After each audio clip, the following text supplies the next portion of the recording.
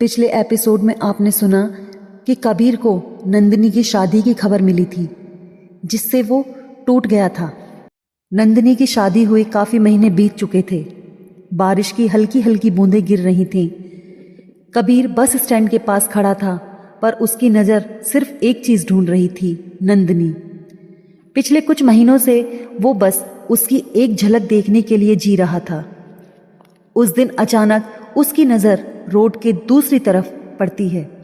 एक लड़की भीगी हुई, फटे हुए दुपट्टे में, हाथ में एक पुराना बैग पकड़े हुए वहां से जा रही थी। कबीर का दिल एक पल के लिए रुक गया। वो नंदिनी थी, पर ये वही नंदिनी नहीं थी जो कभी स्कूल की सबसे ज्यादा खुश रहने वाली लड़की थी। ये नंदिनी तो बिल्कुल टूट चुकी थी। उसकी आंखों के नीचे गहरे काले गड्ढे, चेहरे पर थकान और आंखों में एक अजीब सा डर था। कबीर बस उसे देखता रह गया। उसने धीरे से उसका नाम लिया, नंदिनी। लड़की एक पल को रुकी, पर उसने पलटकर नहीं देखा। वो तेज कदमों से चलती हुई आगे बढ़ गई। कबीर समझ गया कि वो उसे पहचान गई थी, पर जानबूझकर इग्नोर कर रही थी। उस रात कबीर सो नहीं पाया। उसके दिमाग में सिर्फ एक सवाल घूम रहा था कि आखिर उसके साथ हुआ क्या है। अगले दिन कबीर चुपचाप उस गली तक पहुंच गया जहां उसने नंदिनी को जाते हुए देखा था। वो दूर खड़ा सब देख रहा था।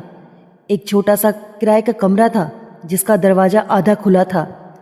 अंदर से किसी औरत की तेज आवाज आ रही थी। तू यहां क्या कर रही है? निकल जा मेरे घर से। फिर किसी आदमी के चिल्लाने की आवाज, कुछ काम नहीं करती, बस रोती रहती है। और अचानक दरवाजा खुलता है और नंदिनी को धक्का देकर बाहर गिरा दिया गया। उसका बैग जमीन पर गिर गया और उसके सारे सर्टिफिकेट्स, बुक्स, पेपर्स मिट्टी में फैल गए। कबीर का दिल मानो जैसे फट गया हो। वो तुरंत आगे बढ़ने ही वाला था, पर वो रुक गया।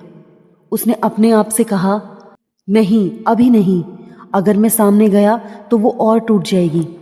वो चुपचाप पेड़ के पीछे खड़ा सब देखता रहा। नंदिनी चुपचाप अपने कागज उठाती रही। उसकी आंखों से मानो आंसू अब सूख चुके थे। उस दिन कबीर ने एक डिसीजन लिया। मैं उसकी जिंदगी में वापस आऊंगा, पर उसे बिना बताए। अगले दिन कबीर ने अपने एक दोस्त से बात की, जो एक ऑफिस में एचआर था। उसने नंदिनी के डॉक्यूमेंट्स चुपचाप उस तक पहुंचाए और एक हफ्ते के अंदर नंदिनी को एक छोटी सी जॉब का कॉल आया।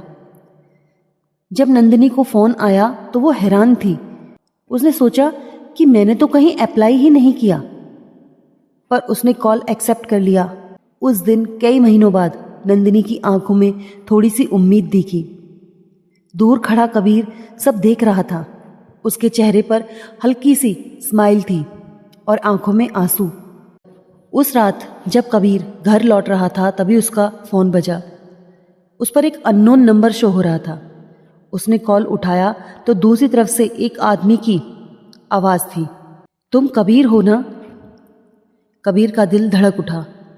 आवाज फिर बोली, नंदिनी से दूर रहना, वरना तुम्हें पता भी नहीं चलेगा तुम्हारी जिंदगी कब बर्बाद हो जाएगी।